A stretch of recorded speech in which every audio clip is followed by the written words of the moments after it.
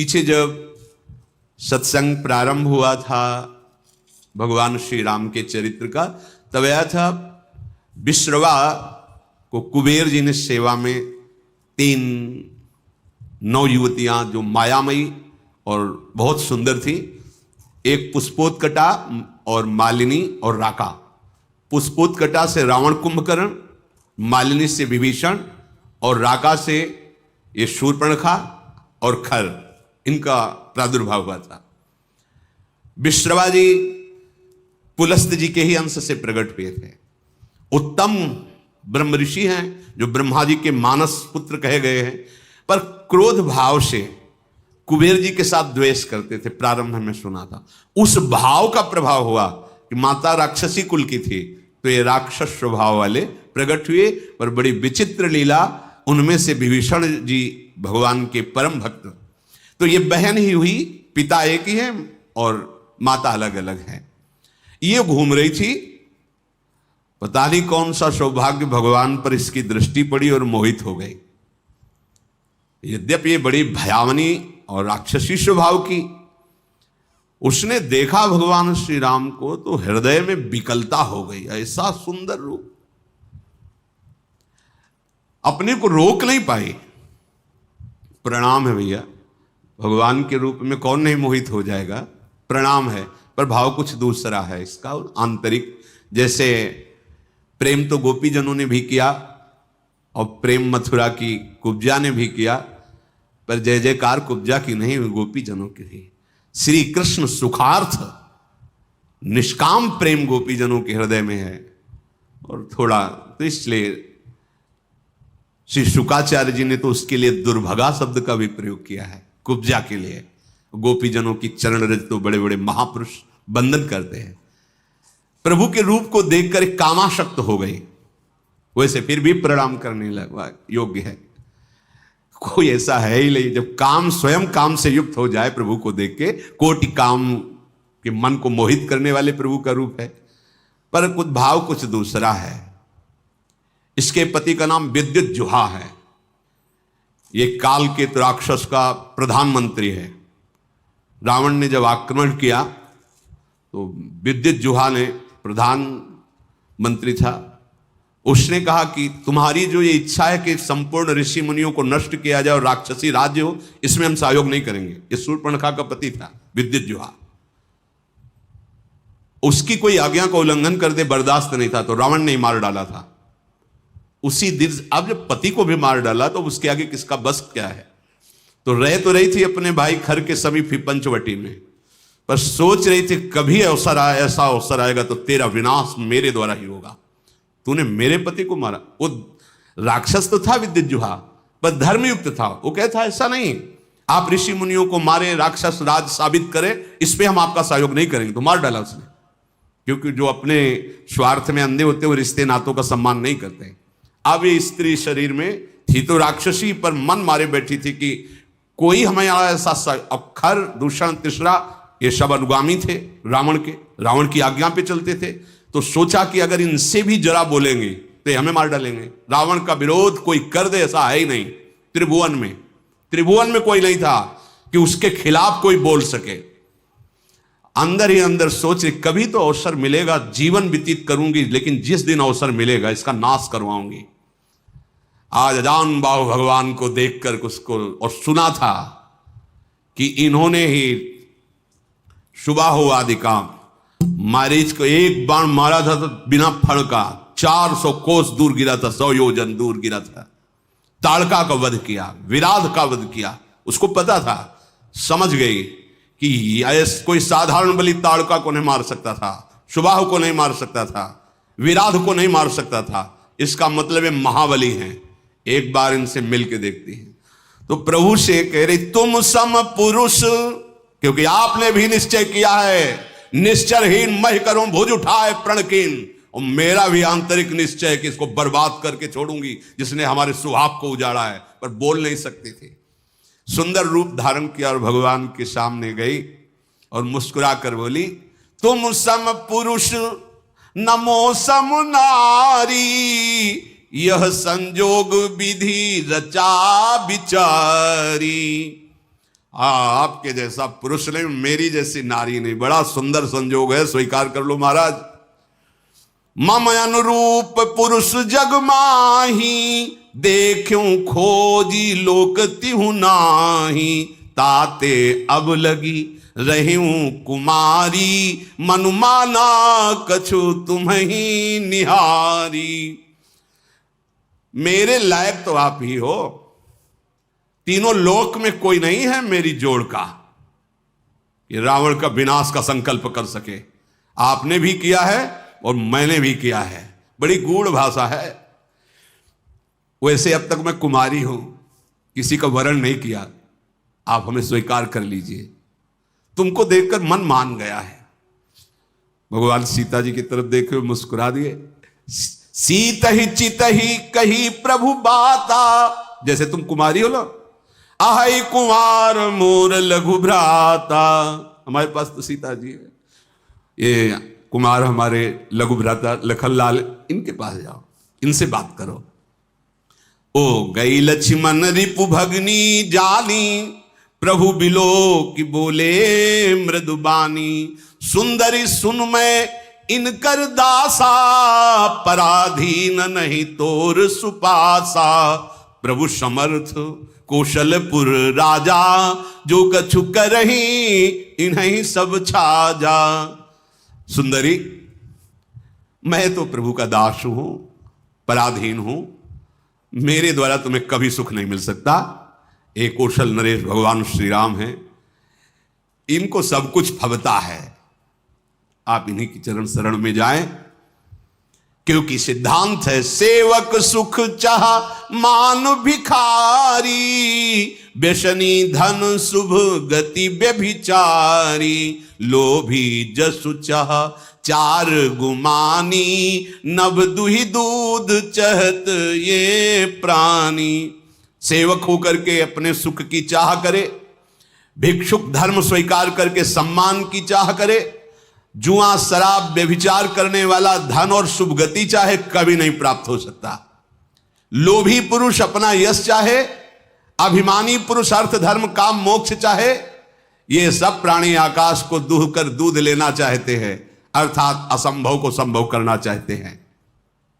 वो प्रभु के पास गए, प्रभु ने फिर लक्ष्मण जी के पास दे, लक्ष्मण जी ने फिर प्रभु के पास भेजा, प्रभु ने फिर लक्ष्मण जी के पास भेजा।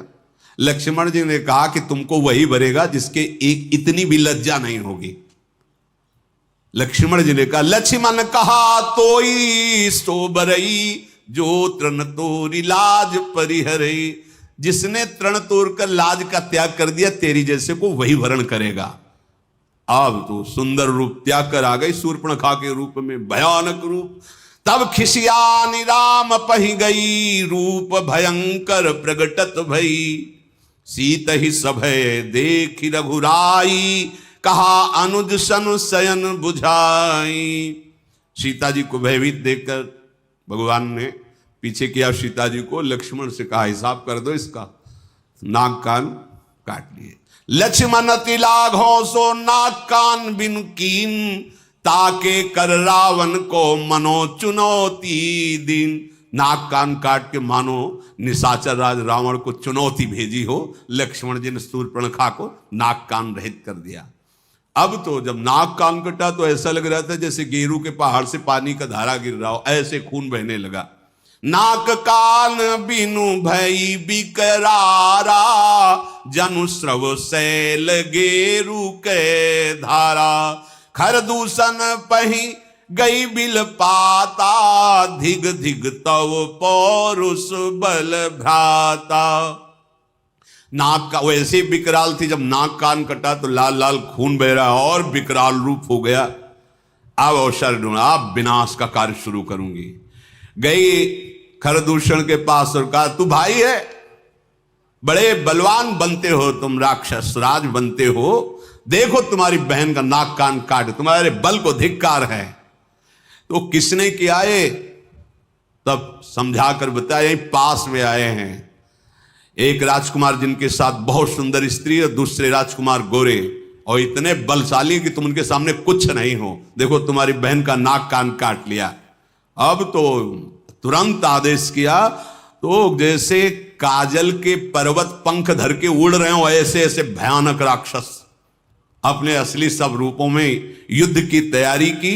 नाना वाहन नाना कारा, नाना युद्ध धर घोर पारा, सूपनखा आगे कर लीनी, आगे आगे सूपनखा नाक कान काटे हुए खून बहते जा रहे, पीछे से भयानक सेना, चलो ले चलो, कहां है वो राजकुमार।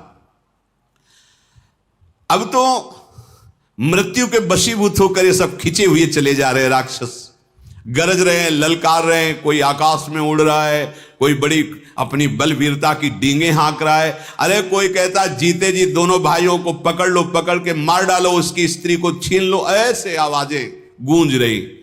भगवान ने धूल देखी, लक्ष्मण से कहा राक्षसों की भयानक सेना आ रही, तुम सिया जी को ले जाओ और कंदरा में गुफा में छुप करके रहो, सावधान रहना, बड़े मायावी राक्षस हैं ये। लक्ष्मण जी धनुष पर प्रत्यंचा चढ़ाकर बाण लिए हुए सीता जी को आगे करके गुफा में जाके सीता जी को विराजमान किया। अब वो राक्षसों की सेना समीप आई, राम जी ने टंकार की धनुष की, तूड़ी से बाण निकाल करके हाथ में लिया। कठिन टंकार सुनते ही कांप गए सारे राक्षस। सारंग धनुष की टंकार भगवान का ये दिव्यास्त्र है। आपने केश पासों को चूड़ा के रूप में, अपने पीतांबर को कमर में कसा। आई गए बगमेल धरहु धरहु धावत सुभट, जथा बिलो की अकेल, बाल रवि घेरत दनुज, पकड़ो पकड़ो मारो मारो, ऐसा कहते हुए खरदूषण तीसरा पूरी सेना सब नजदीक आ गई। जैसे बाल सूर्य जब उदय होते हैं तो मंदेह नाम के दैत्य मानो घेर लिए हों, ऐसे भगवान को चारों तरफ से घेर लिया। भगवान ऐसे मंद मुस्कुराए सबकी तरफ दे, ये पहला बाण है। जी हुई मुस्कुराए तो जो सब धनुष बाण और सब अस्त्र लिए थे ना, सबके नीचे हो गए, देखते रह गए। इतने सुंदर राक्षस हैं, मारने आए, देख रहे। खरदूषण ने देखा कि यहां तो मारने आए थे, यहां तो सब लुट रहे। भगवान को जब देखा तो उसने कहा मंत्री से कि मेरी बात इनसे कहो। कोई ऐसा आज तक मैंने देखा नहीं जैसा इनको देखा है। नाग असुर सुर नर मुनि जेते, देखे जीते हते हम केते, पर हम भरी जन्म सुनो सब भाई, देखी नहीं है सुंदरता। इतना सुंदर रूप तो हमने कहीं नहीं देखा। सुनो, यद्यपि इन्होंने हमारी बहन को कुरूप किया, पर इनको मारेंगे नहीं, बहुत सुंदर है। देखो ये बात, भगवान के रूप को देखकर घोर निशाचरों के हृदय में भी प्रेम का स्फुरण हो रहा है। यद्यपि भगिनी कीन कुरूपा, बधलायक नहीं पुरुष अनुपा। जाओ छाइन से कह दो अपनी पत्नी को जो छुपा के रखा है हमें दे दो, हमारा बदला हो जाएगा। तुमने हमारी बहन के नाक कान काटे, तुम अपनी पत्नी, और जाओ आराम से, निर्भय हो जाओ, तुम्हें कोई नहीं मारेगा, तुम बहुत सुंदर हो। मंत्री से कहा जाके कह दो, मेरा कथन जाके उनको सुनाओ। दूत ने जाके भगवान श्री राम जी से कहा तो भगवान मुस्कुरा करके बोले, देखो तुम जानते नहीं हो हम क्षत्रिय राजकुमार हैं, तुम्हारे जैसे पशुओं का वध करना हमारा शिकार खेलना होता है। हम क्षत्रिय मृगया बन करही, तुमसे खल मृग खोजत फिरही। तुम्हारे जैसे राक्षसों का वध करना हमारा स्वभाव है, और तुम जहां लड़ना चाहिए वहां हमें सलाह देने आए हो। अरे तुम जानते नहीं, तुम हमें बालक मत समझो, काल भी हमारे सामने खड़ा हो जाए तो हम उससे पराजित होने वाले नहीं हैं। दैत्य कुल का नाश करना और मुनियों की रक्षा करना यह मेरा संकल्प है। तुम्हें हम बालक दिखाई दे रहे हैं, लेकिन दुष्टों को दंड देने के लिए संग्राम में आज तक कभी पीठ दिखाया हो रघुवंशियों ने, ऐसा प्रमाण नहीं मिला, और उसी वंश का मैं हूं। जाओ अपने स्वामी से कह दो, रण में ये मित्रता और कपट और चतुराई की बातें नहीं करते, युद्ध करना चाहिए। अगर तुम्हारे में सामर्थ्य नहीं तो भाग जाओ यहां से, अगर सामर्थ्य है तो युद्ध करो, ये सलाहें मत भेजो। ये जो ही बात कही तो जल गया खरदूषण। हमने तो इस पर दया की, ऐसा कटु भाषण करता है, तुरंत इसको मार डालो। अब योद्धा बाण धनुष तोमर शक्ति बर्छी कृपाण परिक कटार फरसा ये सब लेके राक्षस दौड़ पड़े। बड़े भयानक सावधान होई धाये जान सबल आराती, लागे बरसन राम पर अस्त्र शस्त्र बहुभांति, तिनके आयुध तिलसम करि काटे रघुबीर, तानि सरासन श्रवण लगी पुनि छाड़े निज तीर। भगवान ने अपने दिव्यास्त्र के द्वारा जितने राक्षसों के अस्त्र थे सबको काट दिया और बहुत खींच करके जोर से बाण का संधान करके, बाण ऐसे फुफकारते हुए अमोघ बाण भगवान के हैं, कोई ऐसा नहीं बच रहा जो सामने खड़ा हो सके। कुछ कटते जा रहे हैं कई कई जगह से। जब बड़े बड़े निशाचर देखते भागना शुरू किया सामने से। जब भाग रहे तो खरदूषण लौट करके आवाज दिया, अगर कोई आप पीठ दिखाकर भागा तो मैं उसे मारूंगा। युद्ध में अकेले हैं और इनसे सब पीठ दिखा, आज तक न जाने कितने वीरों को मार के खा गए, मुनियों को खा गए, ये भी मुनि वेश में, इनको तुम पीठ दिखा रहे हो। कुपित जान करके कि हमारा जब स्वामी ही कुपित, फिर लौटे आए। प्रभु कितनी शीघ्र बाण चढ़ाते हैं, संधान करते हैं, किसी को पता भी नहीं चलता। किसी की छाती, किसी का सिर, किसी का भुजा, किसी का हाथ पैर कट कट करके गिरने लगे। पहाड़ के समान राक्षस, तो वहां रक्त की धारा बह रही है, हाहाकार मच गया। अब भगवान ने एक बाण ऐसा संधान किया कि सबको सामने वाला राम दिखाई दे रहा है।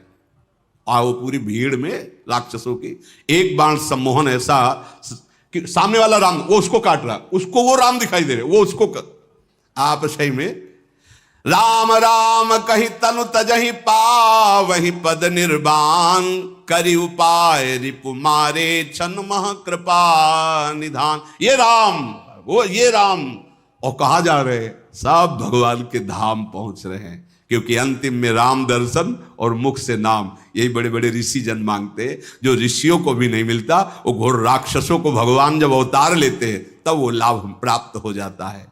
हर्षित बरसई सुमन सुर बाजहि गगन निशान, स्तुति करी करी सब चले शोभित विविध विमान। देवता कर पुष्पों की वर्षा करते हैं। रघुनाथ जी ने इन पर विजय प्राप्त की। लक्ष्मण जी सीता जी को लेके आए, प्रसन्नता हुई। सीता जी श्री राम जी के उस रूप को देख रहे हैं, भ्रकुटी चढ़ी हुई, धनुष पर बाण संधान करते हुए, जैसे वैसे ही जब स्वरूप को देखा, नेत्र अघा नहीं रहे ऐसे अपने प्रीतम के रूप को देखकर। भगवान पंचवटी में विराजमान हैं, मुनिजन आकर बैठते हैं, भगवत चर्चा होती है।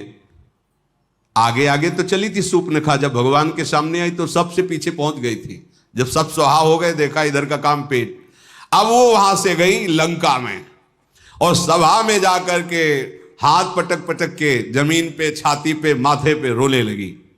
रावण ने देखा, उसने क्या बात है, तेरी दशा ऐसी किसने की? बोले मदिरा पीता है और पड़ा रहता है, सुख भोग करता है, ऐसे कहीं राज्य चलता है?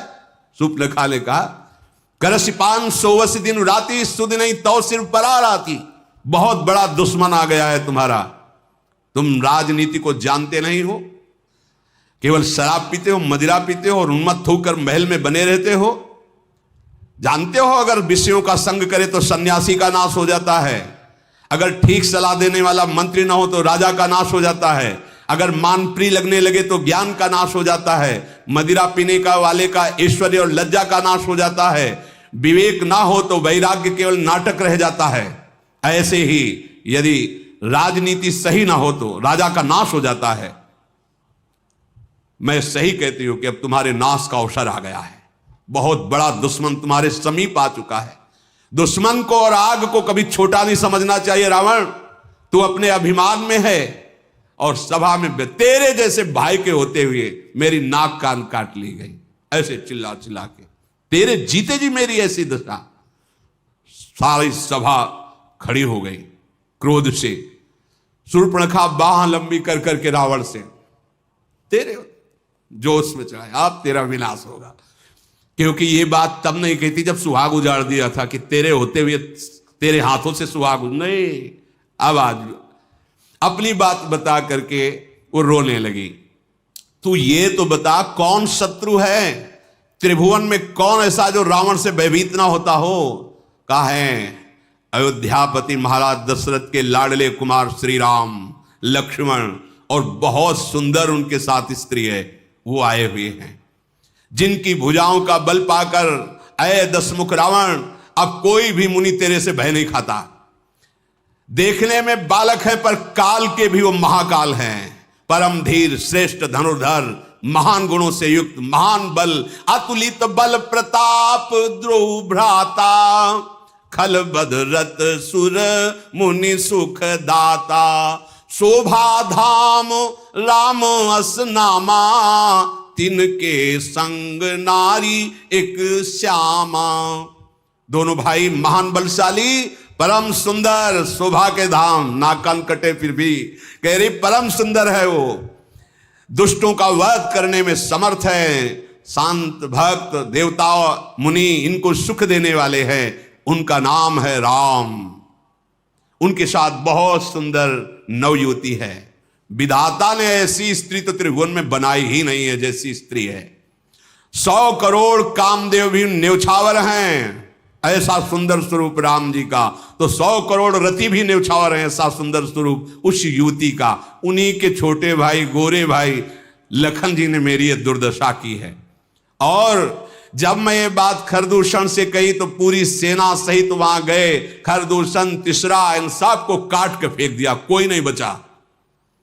शूर्पणखा की बात सुनकर रावण के माथे पे पसीना आ गया। उसने कहा कि सुर नर असुर नाग खगमाही, मोरे अनुचर कहां को नाही, खरदूषण मोहिसम बलवंता, मार सके को बिनु भगवंता। ऐसा कैसे हो सकता है? खरदूषण तिसरा को कोई मार सके, ये तो केवल भगवान ही मार सकते हैं, दूसरा कोई मार ही नहीं सकता।